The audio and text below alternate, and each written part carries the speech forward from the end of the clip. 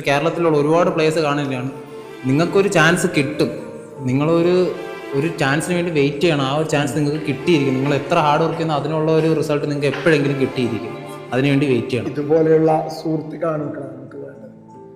എനിക്ക് വ്ളോഗ് ഇതുപോലത്തെ ഒരു സുഹൃത്ത് നിങ്ങൾക്ക് ഉണ്ടെങ്കിൽ അയാളെ മെൻഷൻ ചെയ്തോളൂ. സന്തോഷ് ട്രോഫി പ്ലെയറാണ്. സന്തോഷ് ട്രോഫി കളിച്ച ആദ്യ മത്സരത്തിലെ ആദ്യ ടൂർണമെന്റിലെ ജേഴ്സി കൊടുത്തത് കിരണാണ്. ഇത്ര നല്ല സുഹൃത്തുക്കളാണ്. എൻ്റെ അനിയനാണ്. എൻ്റെ നാട്ടിൽ ഞങ്ങൾ ഒരുമിച്ച് കളിച്ചു വന്നത്. അപ്പം അന്ന് മുതലേ ഇവൻ്റെ ഗെയിമിൽ ടാലന്റ് ഉണ്ടായിരുന്നു. ഗിഫ്റ്റ് പറഞ്ഞ ഒരു കഥേൻ്റെ അടിസ്ഥാനത്തിൽ ഞാൻ നിങ്ങൾക്ക് രണ്ടാളെ പരിചയപ്പെടുത്തി തരാൻ പോകുന്നത്. ഞാൻ അങ്ങനത്തെ ഒരു കഥയാണ് നിങ്ങളോട് പറയാൻ പോകുന്നത്. കരുൺ ബേബി ഇക്കൊല്ലം ഒരു സർക്കാർ ഉദ്യോഗസ്ഥനാണ്. പന്ത് കളിച്ച് സർക്കാർ ഉദ്യോഗസ്ഥനായത് ഈ വർഷമാണ്. ഇതിന് മുന്നേ വരെ കരുൺ ബേബി ഒരു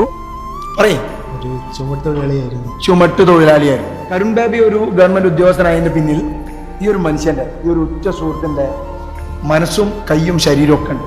ആ കഥ പറയാം. ഈ പറഞ്ഞത് ശരിയാണെങ്കിൽ ഒരു ചെറിയ ഹോളാണ് വീട്, ഒരു ഒറ്റമുറി വീട്.